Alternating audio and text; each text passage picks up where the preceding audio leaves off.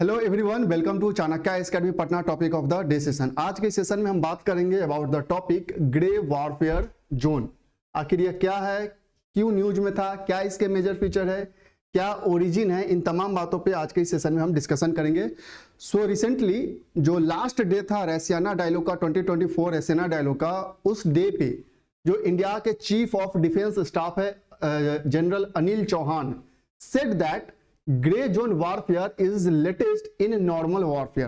कि जो normal warfare है उसमें जो ग्रे जोन वॉरफेयर है वो काफी एक कन्फ्लिक्टिंग और नॉर्मल बन चुका है। आज के दौर में यह एक ऐसा जोन बन चुका है जहां पे डायरेक्ट वॉर तो नहीं है, बट ड्यू टू कह सकते हैं own interest of economic, financial interest, trade interest, resource interest के कारण कुछ जोन जो है वह ग्रे वॉरफेयर जोन की तरह एक्ट कर रहे हैं। For example he gave an example of the situation in the South China Sea. क्या आप इस साउथ चाइना सी का अगर लोकेशन आप देखते हैं तो यह एक ऐसा टेरिटरी है जहां पे बहुत सारे कंट्रीज का अपना अपना क्लेम है। यहाँ पे टेरिटोरियल क्लेम है, लाइक चाइना है, फिलीपींस है, वियतनाम है, बहुत सारे कंट्रीज का यहाँ पे टेरिटोरियल क्लेम है just because of the resource that is available in this zone. तो ये बेसिकली क्या है, यह एक ग्रे वॉरफेयर जोन है जहां पे कंट्रीज डायरेक्ट वॉर में तो इन्वॉल्व नहीं है, लेकिन ना वहां पीस है ना टोटली कह सकते हैं वॉर है, कंफ्लिक्टिंग सिचुएशन है वहां पे। Occasionally confrontational incidents involving small wars have been reported in the region over the fact that several countries have extended competing territorial claims there. कि बहुत सारे जो कंट्रीज है इस रीजन में अपना टेरिटोरियल क्लेम बताते हैं। अब बात हम करते हैं कि what does this grey warfare zone means. इस ग्रे वॉरफेयर जोन का मतलब क्या है। तो अगर आप इस फिगर को सही से आप देख रहे हो तो ये एक ऐसा सर्कल बनाया हुआ है जो कि पीस का जोन है, और ये जो ब्लैक जोन आप देख रहे हैं वो कंप्लीटली आपका वॉर का जोन है। लेकिन यह जो ग्रे जोन देख रहे हैं ना, यहाँ पे कंप्लीट पीस है और ना ही कंप्लीट वॉर है। तो बेसिकली एक इनडायरेक्ट सिचुएशन बना हुआ है due to several interest. Economic interest हो सकता है, ट्रेड का इंटरेस्ट हो सकता है, रिसोर्स का इंटरेस्ट हो सकता है, आने जो डिफेंस का इंटरेस्ट हो सकता है, बहुत सारे अपने टेरिटोरियल क्लेम्स होते हैं कंट्री के, जिसके कारण से यह जो ग्रे वॉरफेयर जोन होता है वहां तो ना ही कंप्लीटली पीस होता है और ना ही कंप्लीटली वॉर का जोन होता है। तो basically grey zone warfare generally means a middle unclear space that exist between direct conflict and the peace in international relation। तो बेसिकली क्या है यहाँ पे कि यह एक ऐसा मिडिल अनक्लियर स्पेस है जो कि दो कंट्रीज के बीच में एग्जिस्ट करते हैं और वह कारण बनते हैं ऑफ डायरेक्ट कन्फ्लिक्ट, और जिसके कारण से जो इंटरनेशनल पीस है, जो रिलेशन है, वो कन्फ्लिक्टिंग सिचुएशन में इन्वॉल्व रहता है। अब बात करते हैं हम इसी में multitude of activities fall into this zone. बहुत सारे ऐसे एक्टिविटीज है जो कि इस जोन में फॉल करते हैं, from nefarious economic activities, influence operation, cyber attacks to mercenary operation, assassination, disinformation campaigns. और यह एक ऐसा जोन बन जाता है जहां पे ये सारे एक्टिविटीज होते हैं, चाहे वो असैसिनेशन से रिलेटेड हो, इकोनॉमिक एक्टिविटीज से रिलेटेड हो, साइबर अटैक से रिलेटेड हो, या फिर कह सकते हैं जो पायरेसी से रिलेटेड मामले भी इस जोन में देखने को मिलते हैं। Other experts include economic action too, such as debt trap and economic sanction are the activities which involve in this gray zone warfare। और कहीं ना कहीं अगर कोई इकोनॉमिक सैंक्शन लगाता है, जैसे यूएस का हम एग्जांपल ले लेते हैं, यूएस सैंक्शन लगा रहा है कभी रसिया पे, कभी चाइना पे, तो इकोनॉमिक सैंक्शन और चाइना का सबसे, फॉर एग्जांपल चाइना का जो डेट ट्रैप पॉलिसी है वो भी कहीं ना कहीं एक ग्रे वॉरफेयर जोन का ही एक एग्जांपल है। यहां पे वो अपने खुद के इंटरेस्ट के कारण ये एक ऐसा जोन बन जाता है जहां पे ना कंप्लीट पीस रहता है ना कंप्लीट वॉर होता है। तो आप सिंपली समझिए कि ग्रे जोन वॉरफेयर एक ऐसा मिडिल स्पेस है जो कि अनक्लियर है, जिसके कारण जो एग्जिस्ट करता है बिटवीन कंट्रीज, एंड जिसके कारण यहां पे कंफ्लिक्टिंग सिचुएशन होता है और इंटरनेशनल पीस जो कह सकते हैं वो इनस्टेबल हो जाता है। अब बात हम करते हैं फीचर्स की कि क्या क्या इसके मेजर फीचर्स हैं। तो ऑलरेडी हमने बहुत सारे पॉइंट इसके डिस्कशन कर लिए हैं। तो अगर फीचर्स की बात करें तो activities in the grey zone have always been a feature of great power competition. कि जो ग्रे जोन में जो भी एक्टिविटीज होती है बेसिकली एक पावर कंपटीशन का शो ऑफ होता है। जैसे आप साउथ चाइना सी का ही अगर हम एग्जांपल ले रहे हैं तो चाइना टाइम टू टाइम उसमें कुछ ना कुछ अपनी एक्टिविटी करते रहता है, अपने नेवल बेस स्टेब्लिश करते रहता है, अपने शिपिंग एक्टिविटीज करते रहता है। और क्योंकि उसके जो अदर क्लेमिंग कंट्रीज है जो अपना टेरिटोरियल क्लेम करते हैं, जैसे फिलीपींस वगैरह जो भी है, वो काफी ज्यादा कह सकते हैं कि चाइना के कंपैरिजन में काफी कह सकते हैं कि वीक कंट्रीज हैं, उतने स्ट्रांग नहीं है जो कि चाइना है। तो कहीं ना कहीं एक ग्रेट कंपटीशन को शो करता है in that zone. Proxy wars, destabilising insurgencies, legal warfare and information warfare by the adversaries and allies alike have been a feature of this conflict. और इसके कारण यह जो जोन होते हैं वहां पे प्रॉक्सी वार्स होते रहते हैं, जो इंसर्जेंसी रिलेटेड एक्टिविटीज है, लीगल वॉरफेयर होते हैं, इंफॉर्मेशन वॉरफेयर होते हैं, साइबर अटैक्स, ये सारे जो एक्टिविटीज है वह इस ग्रे जोन वॉरफेयर के फीचर्स हैं। Experts claim that such methods are often employed by parties who have not had access to massive resource or power traditionally.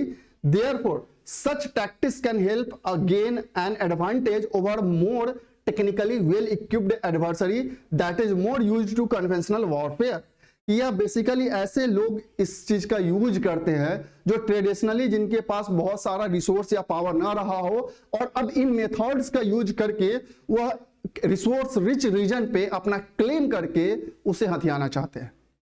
तो ये बेसिकली कुछ मेजर फीचर्स है जो ग्रे जोन वॉरफेयर एरिया को defined करते हैं। ओरिजिन की हम बात कर लेते हैं कि आखिर इसका कैसे ओरिजिन हुआ।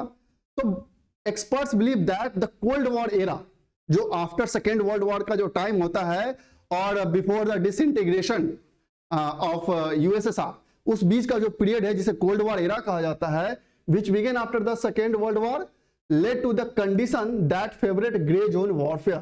यहां से बेसिकली ग्रे जोन वॉरफेयर का ओरिजिनेशन होता है। And the USSR rivalry for ideological and economic dominance, the knowledge that both parties were armed with nuclear weapons mean direct conflict had to be restrained। अब चूंकि यहाँ पे जब दो super power कह सकते हैं बाइपोलर वर्ल्ड होता है और दोनों को पता रहता है कि दोनों के पास न्यूक्लियर पावर है, तो यहाँ पे डायरेक्ट कॉन्फ्लिक्ट तो नहीं हो सकता। अब यहाँ पे ग्रे जोन वॉरफेयर का सिचुएशन इमर्ज होता है।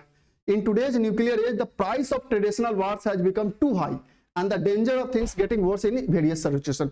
और आज का जो सिचुएशन है कि सारे कंट्रीज, ऑलमोस्ट अब बहुत सारे कंट्रीज के पास न्यूक्लियर पावर है, न्यूक्लियर एज का ये युग है। तो यहाँ पे अब डायरेक्ट अगर ट्रेडिशनल वॉर होता है तो उसका जो इकोनॉमिक कॉस्ट होगा वो काफी हेवी हो सकता है, इसलिए अब डायरेक्ट वॉर में ना इन्वॉल्व होके यहाँ पे अब इस टाइप का ग्रे जोन वॉरफेयर का कॉन्सेप्ट ज्यादा इमर्ज हो रहा है। Because of this, countries are trying to achieve their goals by being aggressive in secret or by hiding। अब कंट्रीज अब डायरेक्ट कह सकते हैं कि वो अपना एग्रेशन शो नहीं करते हैं, वो इनडायरेक्ट वे में और हाइड करके अपना एग्रेशन शो करते हैं और वो कुछ एक्टिविटीज करते रहते हैं।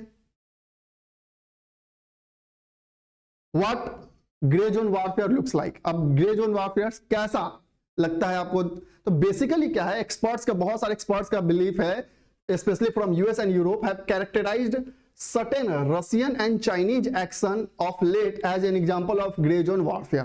It includes Chinese military presence in the South China Sea, जैसा कि हमने just discussion भी किया कि साउथ चाइना सी में जो टेरिटोरियल क्लेम्स है कंट्रीज का, उसमें चाइना का जो मिलिट्री प्रेजेंस है, it is also an activity of grey zone warfare. The Philippines is one of the countries which has challenged China's claim extending over around 80% of the region, और जिसपे Philippines ने भी challenge किया। In December 2023, it termed the presence of more than 135 Chinese maritime military vessels near a disputed reef as illegal। और इसी कारण से उसने 2023 दिसंबर में बहुत सारे जो चाइनीज मैरीटाइम शिप्स थे उसे वो जो डिस्प्यूटेड आइलैंड के करीब में सेटल्ड थे उस पे उसने क्लेम किया। It accused China of firing water cannons at its boats and ramming into others, while the Chinese Coast Guard blamed the Philippines for hitting the Chinese boats। या एक दूसरे को हिट कर रहे हैं। तो बेसिकली यह जो एक्टिविटीज है, जो लेटेस्ट एक्टिविटीज है, वो सब ग्रे जोन वॉरफेयर के ही एग्जांपल है। जैसे हम एग्जांपल में बात कर लेंगे रसिया का भी जो बहुत सारे एक्टिविटीज रिसेंट पास्ट में रहे हैं, वो भी ग्रे जोन वॉरफेयर के ही एग्जांपल है। A recent report mentioned that Taiwan has been expressing concern for the past 4 years about increased military action by the China। कि जो चाइना का मिलिट्री एक्शन है वो भी ताइवान के द्वारा जो क्लेम किया जा रहा है कि लगातार लगभग कुछ सालों से 4-5 सालों से उसका प्रेजेंस काफी बढ़ते जा रहा है। This includes Chinese fighter jets flying over the strait regularly. It is a part of Chinese strategy to pressure Taiwan with activities that fall just short of starting a full scale conflict. और कहीं ना कहीं ये जो Chinese pressure put on किया जा रहा है ताइवान पे, वह एक फुल फ्लेजेड वॉर का हो सकता है कि ये कॉन्फ्लिक्ट स्टार्ट हो सकता है। तो बेसिकली ये एक्टिविटीज क्या है, यह ना वॉर हो रहा है ना कंप्लीट पीस मेंटेन्ड है। दैट्स वाई ये कहा जा सकता है ये ग्रे जोन वॉरफेयर एक्टिविटीज है। फॉर एग्जांपल हम ये भी देखते हैं जैसे चाइना का जो कुछ एक्टिविटीज है अरुणाचल के जोन में, अब वो भी क्या है, ग्रे जोन वॉरफेयर ही है कि वहां कंप्लीट वॉर भी नहीं हो रहा है और पीस भी कंप्लीटली मेंटेन्ड नहीं है। These include its economic sanctions against China and the imposition of duties on Chinese imports to US along with maritime reconnaissance। और इसी के कारण जो US है वो बहुत सारे अदर एक्टिविटीज में, US भी इसी तरीके टैक्टिस अपना रहा है, चाइना पे इकोनॉमिक सैंक्शंस इंपोज कर रहा है। तो बेसिकली ये सारे जो एक्टिविटीज हैं ये ग्रे जोन वॉरफेयर है। What is grey zone warfare? Seen as a separate category of action. कैसे ये सेपरेट कैटेगरी ऑफ एक्शन देखा जा सकता है? बिल्कुल देखा जा सकता है, बहुत सारे एक्टिविटीज है। The challenge that grey zone warfare poses differ from those and open conflict, कि जो एक ओपन कॉन्फ्लिक्ट होता है और जो ग्रे जोन वॉरफेयर कॉन्फ्लिक्ट है, उस दोनों का जो चैलेंज है वो काफी अलग अलग है। कैसे है? Here action is often covert और indirect, meaning a country's response needs to be appropriate in terms of its scale. जो यहाँ पे बेसिकली कह सकते हैं एक्शंस होते हैं वो कवर्ट और इनडायरेक्ट होते हैं, डायरेक्ट वॉर में कोई इन्वॉल्वमेंट नहीं है। This action could be designed to bait the other party into escalation and if this happens the use of force would then be legitimatised as a form of self defence और response in kind to what the other party does. और अगर आगे यही situation चल के इतना worst हो जाए कि अब डायरेक्ट फोर्स यूज करना जरूरी है और वहां पे ये क्लेम लगाया जाए कि हम अपने डिफेंस में, सेल्फ डिफेंस में ये चीजें कर रहे हैं, तो इसलिए चूंकि इसका जो एक्शन है यहाँ पे वो इनडायरेक्ट और मतलब कह सकते हैं कवर्ट ऑपरेशन होता है, डायरेक्ट इंटेलिजेंस नहीं होता है यहाँ पे।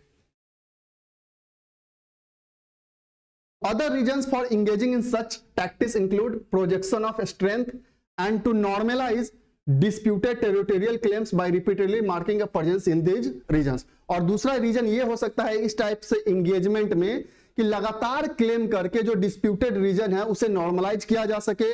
Judging by its appearance grey zone conflict seems mild when compare to the traditional strategic competition, कि अगर अपीयरेंस से देखते हैं तो जो ग्रे जोन कॉन्फ्लिक्ट है वो थोड़ा मिल्ड है एज कंपेयर टू जो ट्रेडिशनल हम वॉर देख रहे थे। However, the limited intensity does not make gray zone conflict less vicious। लेकिन इसका यह मतलब नहीं कि जो इंटेंसिटी है वॉर का यहाँ पे कम है, लेकिन ऐसा नहीं है कि ये विक्सियस नहीं है। आप देख सकते हैं बहुत सारे ऐसे जोन हैं कि लंबे समय से ग्रे जोन वॉरफेयर में इन्वॉल्व है। साउथ चाइना सी हो या अरुणाचल का जोन हो, ताइवान का जोन हो, रसिया यूक्रेन में कुछ कन्फ्लिक्टिंग जोन्स हैं, ये सब बहुत ऐसे एग्जाम्पल है जो कि लंबे समय से विक्सियस साइकिल में फंसे हुए हैं।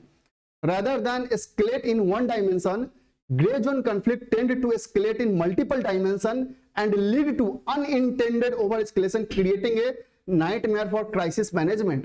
कि जो ग्रे जोन वॉरफेयर है वो किसी एक डायमेंशन में नहीं जाता, इसके बहुत सारे वेरियस डायमेंशन होते हैं। दैट्स वाई यह एक खतरे का निशानी आगे जाके और अधिक बन जाता है, क्योंकि यहाँ पे ऐसा यह जोन होता है जो इकोनॉमिक पॉइंट ऑफ व्यू से हर कंट्री के लिए काफी ज्यादा इंपॉर्टेंट हो जाता है।